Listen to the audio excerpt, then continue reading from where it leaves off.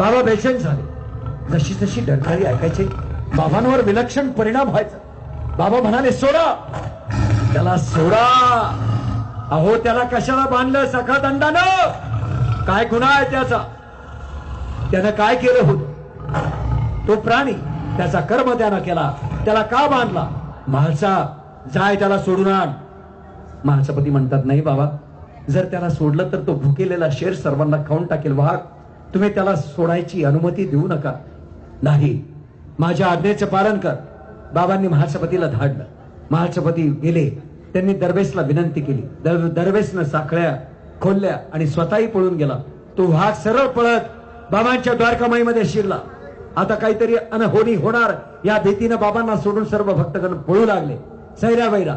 आणि त्या वाघानं बाबांच्या चरणी 3 वेळा मस्तक ठेवून प्राण कसे सोडले ते पहा. जय साईनाथ.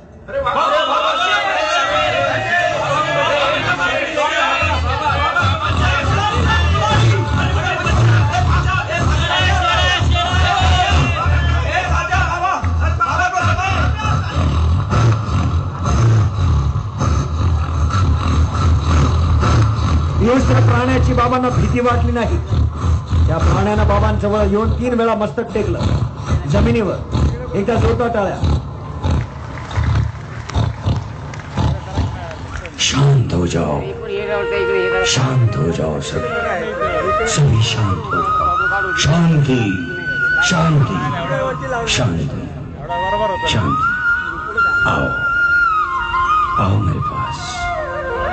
जंगल के राजा, मैं जानता हूं तुम क्यों आए हो. मुक्ति चाहिए ना, मुक्ति चाहिए. आओ मेरे पास, आओ मेरे राजा, आओ मेरे पास, आओ.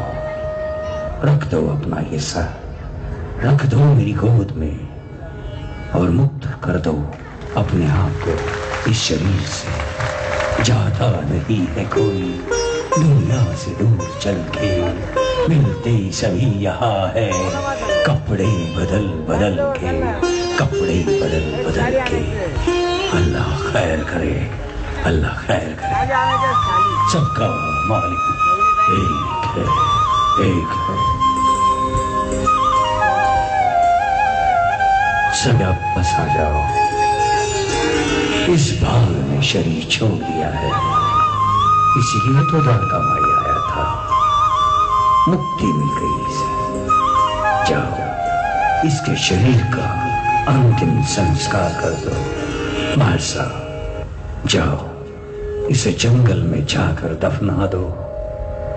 मुक्ति दे दो इसे, इसीलिए यहाँ आया था. चलो, अपना अपना काम करें सभी. त्याचं नाव बलराम ठेवण्यात आलं आणि त्याची समाधी आजही शिर्डीत आहे. त्या वाघाची समाधी. एकदा जोरदार टाळ्या. कासिम नावाच्या एका व्यक्तीनं बाबांना घोडा दिला. त्या घोड्याचं देखील निर्माण झालं. त्याची देखील समाधी